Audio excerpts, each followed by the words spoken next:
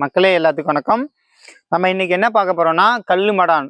இது கல்லு மடான் எதுக்கு யூஸ் ஆகுதுன்னா, நம்ம இதயத்துக்கு ரொம்ப நல்லது. இதயத்துல ஏதாவது ஓட்டை இருந்துச்சுன்னா இந்த கல்லு மடான் நீங்க சாப்பிட்டுக்கிட்டே வந்தீங்கன்னா அந்த பிரச்சனை வராது. அந்த ஓட்டையை இருந்துச்சுன்னா இந்த கல் பிரச்சனை போன்ற அத்தனையுமே இது குணப்படும். இந்த கல்லு மடானை வச்சுதான் இன்னைக்கு பார்க்க போறோம். இது ஆதி காலத்துல பயன்படுத்தியிருக்காங்க. பார்த்தீங்கன்னா எங்க கிடைக்குன்னா ஏரி பக்கம் கிடைக்கும், இல்லைன்னா ஓடை பக்கம் கிடைக்கும், இல்லைன்னா மலை சைடு ஓரத்தில் இது மாதிரி இடத்துல இது கிடைக்கும்.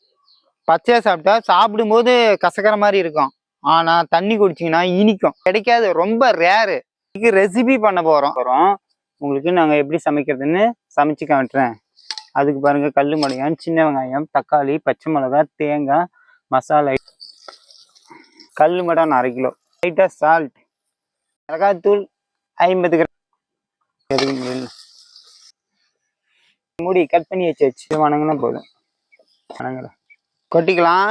அது கிட்னி ஃபெயிலியர் இப்பெல்லாம் நிறைய போயிட்டு இருக்குதுங்க. அதனால இந்த கள்ளிமடையான் கண்டிப்பா கிடைச்சா சாப்பிடுங்க. கள்ளிமடையான் நடுவுல வச்சுக்கிட்டுங்க, உள்ளங்கையில இங்க பாருங்க, ஒரு பூட்டி தாங்க.